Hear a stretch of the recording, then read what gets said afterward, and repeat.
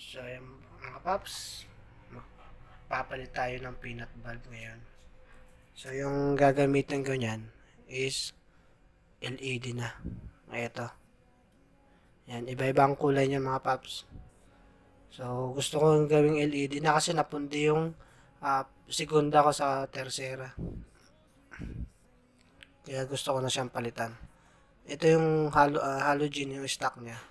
Yan. Ito naman yung kanyang LED na nabili ko. 7 pesos lang yan sa Shopee. So, ayan. So, ayan yung motor natin. So, tatanggalin muna natin yung ulo niya. Head cowling. So, merong 4 dyan na bolt.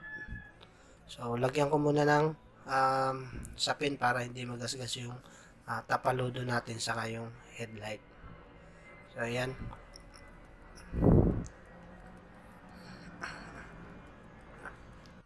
Pagdating naman dito, so, ayan. Pag makikita nyo naman agad yung lalagyan ng peanut bulb. So, hugutin mo lang yan. Ganyan. Yan.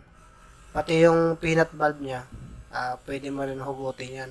Mabilis lang siyang hugutin eh. Yan. Tapos, papalit mo lang yung peanut bulb na LED na binili. Yung kung anong gusto nyong ilalagay. Yan. So, yan yung peanut bulb natin. So, lahat yan papalitan natin. So, madami-dami yan mga paps. So, ayan. So, lagyan ko muna. So,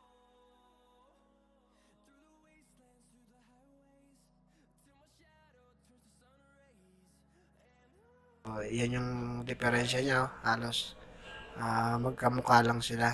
Pero, makita nyo naman, solid yung LED. Tapos yung ano is bubog siya. So, napundi kasi. So, lagyan ko muna. So, papakita ko sa inyo kung ano yung itsura niya kapag naikabit na natin.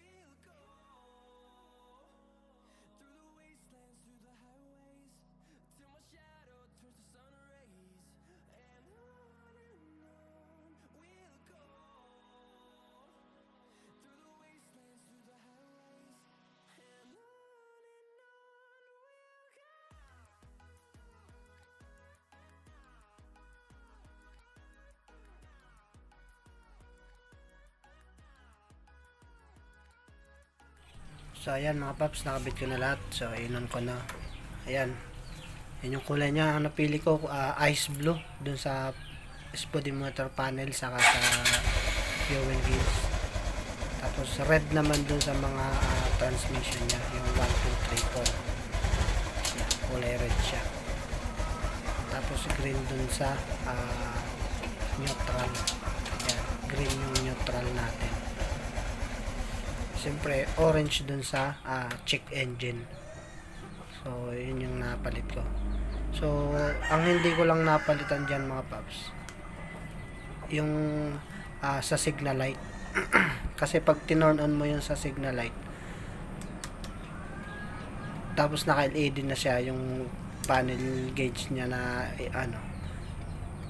iilaw siya sa right, pero pag nag signal light ka ng left, hindi siya iilaw. Pag binaligtad mo naman yung LED, iilaw siya sa left, pero sa right hindi siya iilaw.